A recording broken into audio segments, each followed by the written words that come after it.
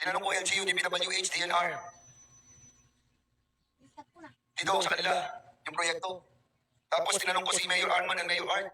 They told me, SMC, San Miguel Corporation, kay Mr. Ramon Ang. Daw yun. So nabigla ako.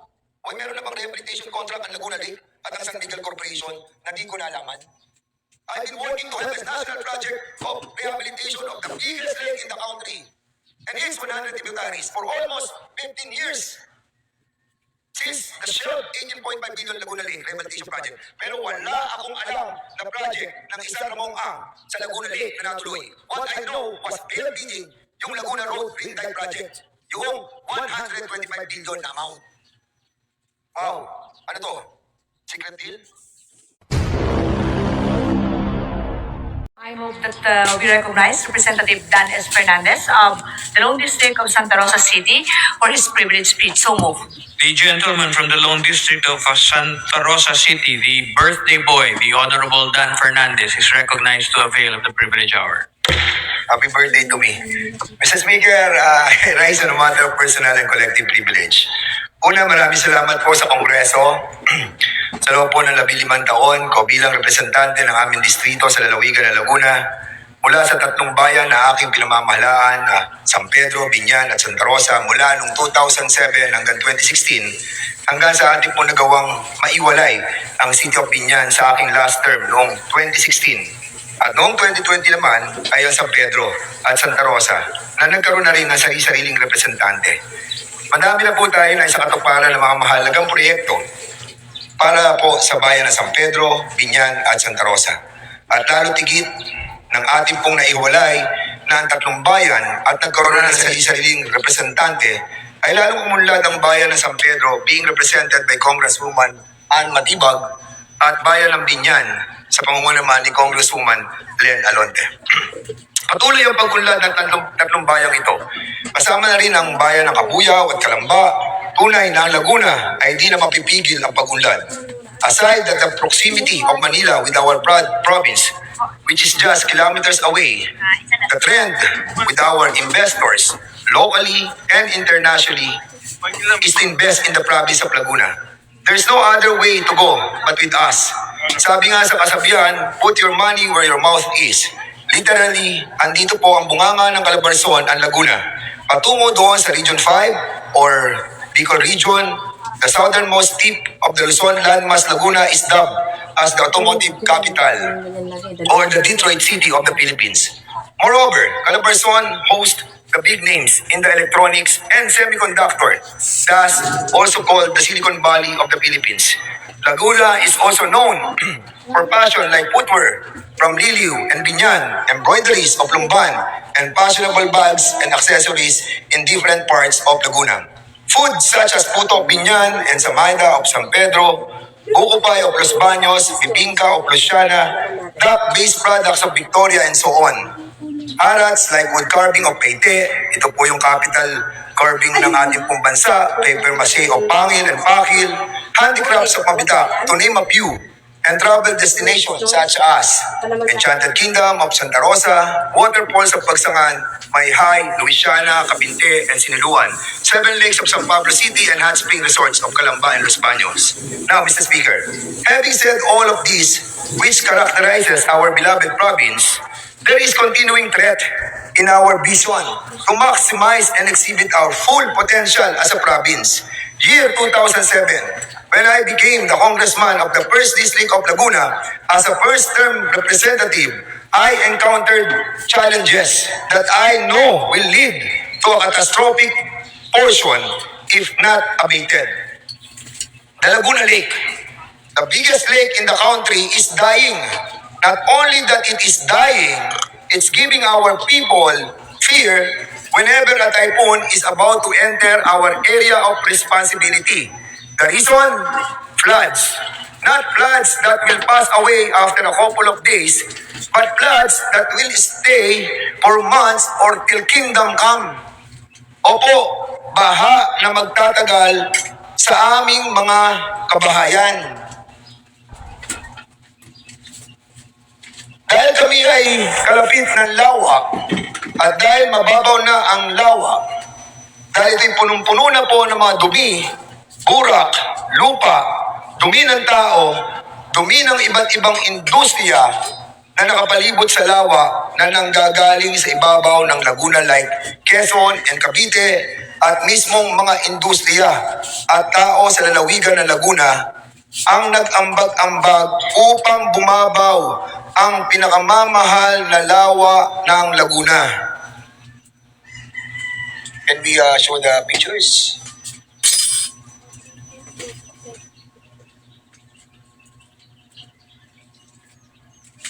Wala na po kaming ipagmamalaki. Ang lawa ng Laguna na pinagmamalaki ni Dr. Jose Rizal, kung saan sila nagtatampisaw ni Mr. Joseph Ibrahen, ay nagbabadya na pong maging bahagi na lang po ng ating nakaraan. Darating ang panahon, itong lawa ay magiging bahagi na lamang ng ating imahinasyon. Dahil aside sa mababaw na ang lawa, pati na din po ang 24 sub-basins. Andiyan ba yung mga pictures para ma-appreciate ng ating pong mga members? Because this is the biggest lake in the country and second in the whole Southeast Asia. Leading to the lake, isang daang ilog po at mga tributaries and streams with 22 major river system are all now dying. Namamatay na po ang lahat ng ilog na nakapalibot sa lawa. Dahil patuloy ang pagbabaw at patuloy ang pagbaksak ng mga dumi, burak, lupa, kahoy at iba't iba pang mga dredge materials sa mga ilog at lawa ng Laguna. Sayang po yung proyekto na aming ipinaglaban ng panahon ng dating Pangulong Benigno Aquino Jr. Sa Belgian company ang Bagger Warken and Claude and Son, kasama natin dito noon sa pakikipaglaban si Deputy Speaker J.J. Suarez. 18.5 billion pesos dredging project of the Nautical Highway that will reclaim some surrounding portion of the lake and a ferry system that will put back life in the lake. But the project was shelved. Di pa rin po ako nawala ng pag-asa dahil sabi ko sa sarili ko noon na pinaglalaban namin ito, pag di natin napababaw ang 100 ilog na nakapaligid sa lawa at ang lawa ng Laguna mismo, yung na-experience namin noong Ondoy noong 2009, ayan, makikita po natin na kung saan 6 na buwan kaming nakalubog sa tubig na umapaw mula sa lawa dahil sa babaw na ng Laguna Lake. The road ring dike of 2017, a 123 billion Laguna Lakeshore Expressway Dike Project, replaced yung ating pong Laguna Lake Rehabilitation Project, which leads to a failed bidding attended by the 3 groups team. Trident, yung unang team, Ayala Land, SM Prime Holdings, Aboitiz, and Mega World. At yung second team naman po, San Miguel Corporation of Mr. Ramon Ang and the Aloy Pabis Hanshin Consortium. At ang ikatlong grupo, yung kay Pilar Group, because of this failed bidding. Dahil po, nag-fail yung bidding, nabuhay ang Laguna Lakeshore Road Network Project, which already on its Phase 2 feasibility study, which I have the honor to be a part when I attended the stakeholders forum at PICC on October 9, 2024.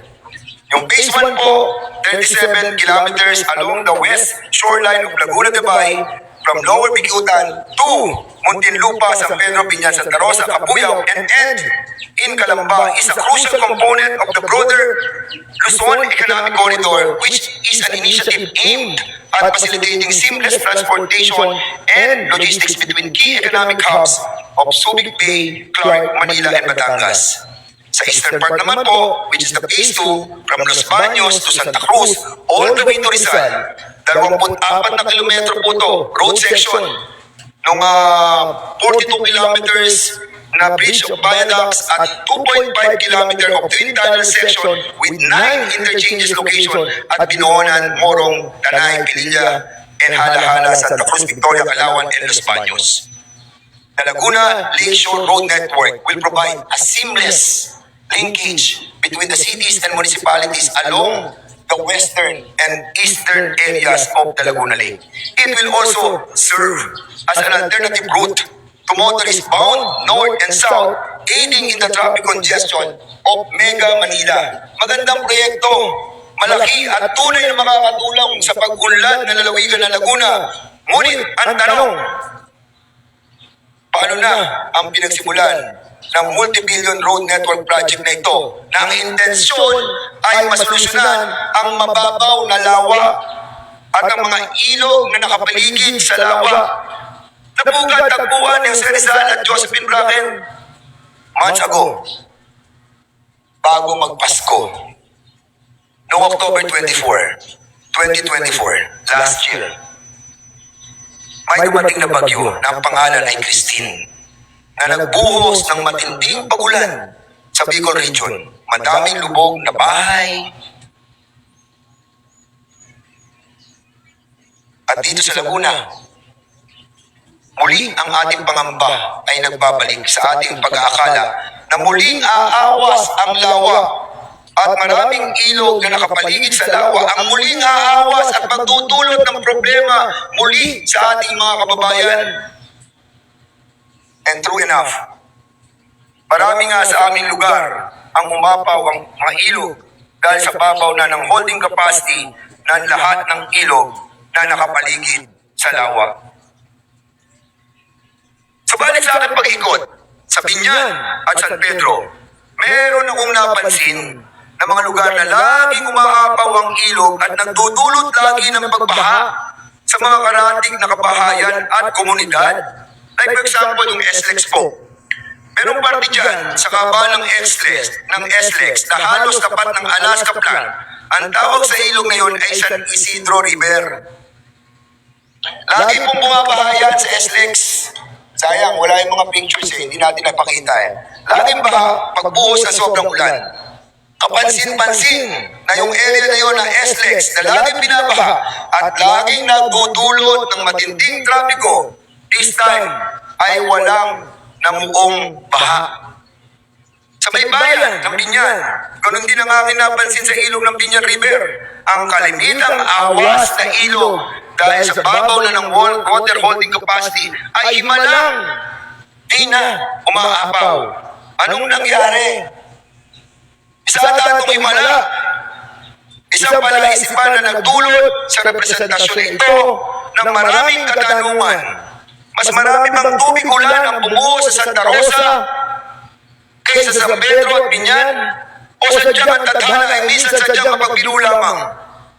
Noong nakaraang December 27, 2024, mga alas 8 ng umaga, napadaan ako sa Binyan. Meron ako namataan lugar na sa may Binyan River, sa Barangay Casile, sa may Evangelista Bridge. May mga equipment and barges. Meron ba tayong picture? May nakakita akong mga equipments doon sa ilog. Nagdedredge. Nilalaliman ng ilog. Kinukuha ang mga dredge material sa Binyan River. Itong river na ito ay isa sa isang daang ilog na papunta sa lawan ng Laguna na sobrang babaw na rin. Kaya sabi ko sa sarili ko, kaya pala wala ng baha akong nakita noong bagyong Christine. Kasi nagdedredge na pala sila dito sa ilog na ito. Kasi 3 years ago, itong lugar na ito ay bahain. Bahain to. Sa baybayan naman na San Pedro, sa San Isidro River, malapit sa expressway na kung saan may dredging din nagaganap sa nasabing ilog. Sabi ko, tanong ko sa sarili ko, kanino kayong project to? Kasi parang nasusolusyon na yung mga pagbaha. Tinanong ko LGU, DPWH, DNR. Dito ako sa kanila, yung proyekto. Tapos tinanong ko si Mayor Arman and Mayor Art. They told me, SMC, San Miguel Corporation, kay Mr. Ramon Ang. Daw yun. So nabigla ako. Why meron na bang rehabilitation contract ang Laguna Lake at ang San Miguel Corporation na di ko nalaman? I've been working to have a national project of rehabilitation of the biggest lake in the country and its 100 tributaries for almost 15 years. Since the Shell 18.5 billion Laguna Lake Rehabilitation Project. Pero wala akong alam na project ng isang Ramong Ang sa Laguna Lake na natuloy. What I know was building yung Laguna Road Ring Drive Project. Yung 125 billion na amount. Wow! Ano to? Secret deal? Now, because of this, I tried to research. Because di ko naman kilala ang isang Ramon Ang personally. So what I found out of this ay ito. Pwede ba natin ipakita yung video?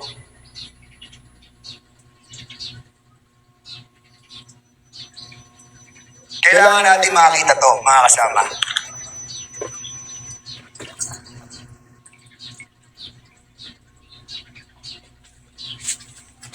Stop ko na.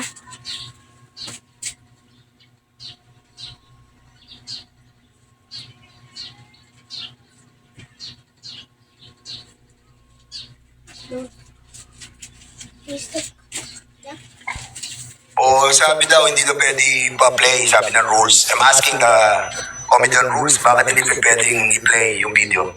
Wala naman ako masamang intensyon, mga kasama. I just wanted to, yung ating pong video ma-play. May I be informed why the video that I will be presenting will not be shown? Mr. Speaker, I move that we suspend the session for a few minutes. Session suspended.